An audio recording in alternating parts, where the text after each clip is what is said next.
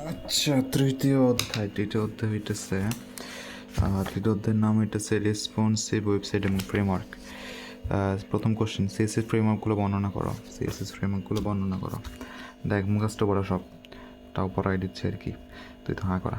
CSS ফ্রেমওয়ার্কগুলো বর্ণনা করা হলো। বর্তমানে সম্পূর্ণ বিনামূল্যে অনেক রেসপন্সিভ ফ্রেমওয়ার্ক পাওয়া যায়। এদের মধ্যে কিছু কিছু আবার বেশ জনপ্রিয়, যেমন বুটস্ট্র্যাপ, W3 CSS ইত্যাদি। ফ্রেমওয়ার্কের কাজ হলো একটি ওয়েবসাইটকে রেসপন্সিভ করা, অর্থাৎ একটি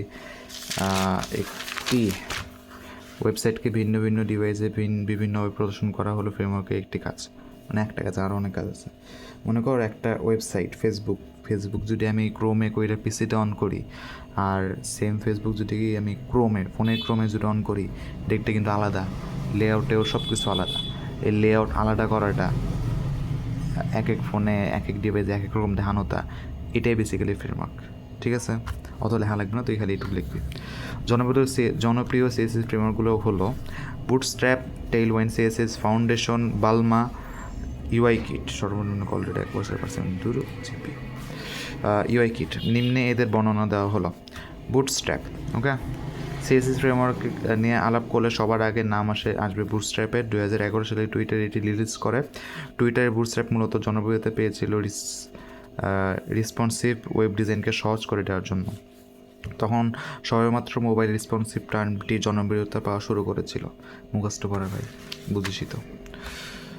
এজন্যই বুটস্ট্র্যাপ তুমুল জনপ্রিয়তা পায় এবং ডেভেলপাররা ফ্রেমওয়ার্কটি লুফে নেয়। মুখস্থ করা, বোঝানোর কিছু নাই। টেলওয়াইন সিএসএস, সবচেয়ে ফাস্ট, কাস্টমাইজেবল অ্যান্ড ফিচারফুল একটি ফ্রেমওয়ার্ক হলো টেলওয়াইন সিএসএস। মুখস্থ। যত ধরনের স্টাইল প্রপার্টি রয়েছে সব পাওয়া যায়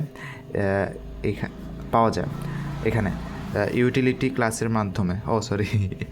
যত ধরনের স্টাইল প্রপার্টি রয়েছে সব পাওয়া যায় এখানে ইউটিলিটি ক্লাসের মাধ্যমে, বা ইউটিলিটি ক্লাস নেওয়া খালি পাওয়া যায় পর্যন্ত লিখলেও হবে, যদি এটা তো কঠিন লাগে।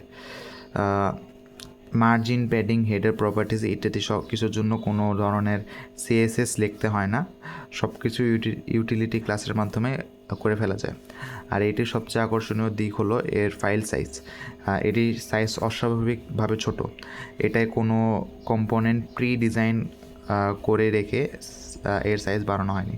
আচ্ছা, ফ্রেমওয়ার্কটা কী আসলে? ফ্রেমওয়ার্ক, ধর তুই একটা ওয়েবসাইট ডিজাইন করতেছিস, হ্যাঁ, ওয়েবসাইট ডিজাইন করার সময় তোর ওয়েবসাইটের ছবি নেই, যাই হোক, ওয়েবসাইট ডিজাইন করার সময় তোর সার্চ বার, তারপর একটা পোস্ট করবি, পোস্টের লেআউট, বক্স, তারপর ওয়েবসাইটের লোগো, বা এগুলো যেই টুলস আছে বা এগুলো যেই জিনিসপত্রগুলো আছে সেগুলা আগে থেকে প্রি বিল্ড বা ডিজাইন করে রাখা থাকে। হ্যাঁ, তুই খালি টেনে টেনে আনবি আর বসাবি, বুঝছিস? এগুলো এখন অনেক সহজ হয়ে গেছে ফ্রেমওয়ার্ক দিয়ে। তো এই বসানোর যে অনেকগুলো এখন ওয়েবসাইটে অনেকগুলো জিনিস প্রভাব করে, বুটস্ট্র্যাপ আছে, আমি বললাম আর কি, এগুলোর নাম আছে। এগুলো এক একজনের এক একটা কাজের জন্য জনপ্রিয়, বুঝছিস? এটাই আর কি এখানে বুঝেছে।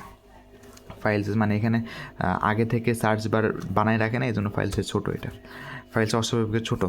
এটা কোনো কম্পোনেন্ট প্রি ডিজাইন করে রেখে সাইজ বানানো হয়নি। শেষ। ফাউন্ডেশন, আরেকটি লাইট ওয়েট কিন্তু ফিচারফুল ফ্রেমওয়ার্ক হলো ফাউন্ডেশন। এটিতে প্রচুর রেডিমেড HTML টেমপ্লেট পাওয়া যায়। মানে HTML টেমপ্লেট মানে ওয়েবসাইট আগে থেকেই প্রি বিল্ড বানান থেকে তুই খালি কাস্টমাইজ করে নিবি আর কি। HTML টেমপ্লেট পাওয়া যায় ফাউন্ডেশন ফ্রেমওয়ার্কের জন্য। রেডিমেড কম্পোনেন্ট দিয়ে সাইট বিল্ড করতে চাইলে ফাউন্ডেশন ব্যবহার করা যেতে পারে। শেষ। এক কথা, যদি তুই একদম রেডিমেড চাস তাহলে ফাউন্ডেশন তোর জন্য। বালমা বা বুলমা, যেটাই বলিস। বুটস্ট্র্যাপের ট্রু আসল অল্টারনেটিভ হতে পারে বালমা। মানে বুটস্ট্র্যাপে যদি একদম চাচাতো ভাই চাস তাইলে বালমা। বুটস্ট্র্যাপের অল্টারনেটিভ এর জন্য বালমা বেস্ট। যদি বুটস্ট্র্যাপের সাথে তুলনা করা হয় তাহলে বুটস্ট্র্যাপের ডিজাইন বা স্টাইল বুটস্ট্র্যাপের চেয়ে কিছু অনেক বেশি মডার্ন এবং ক্লিন। মানে বালমা বেসিক্যালি বুটস্ট্র্যাপ, কিন্তু এটার ডিজাইনগুলো বা স্টাইলগুলো একটু মডার্ন বা ক্লিন, বুঝছিস? আর কিছু না। ইউআই কিট, যে কম্পোনেন্ট দরকার শুধু সেই কম্পোনেন্ট ইম্পোর্ট করে কাজ করা যায়। এখন এতক্ষণ যেগুলো করতেছিলাম এগুলো পুরা কাজটা আমাদের সিএসএসে ইম্পোর্ট করা লাগতো, তাছাড়া আমরা কাজ করতে পারতাম না। কিন্তু ইউআই কিটে এটা কি, যে আমাদের যেটা লাগবে, মনে করি আমাদের সার্চ বার লাগবে বা সার্চের একটা বক্স লাগবে, ওইটা খালি আমরা আনতে পারবো, আমাদের পুরা জিনিসটা আনা লাগবে না। যে কম্পোনেন্ট দরকার শুধু সেই কম্পোনেন্ট ইম্পোর্ট করে কাজ করা যায় এই ফ্রেমওয়ার্কের মাধ্যমে।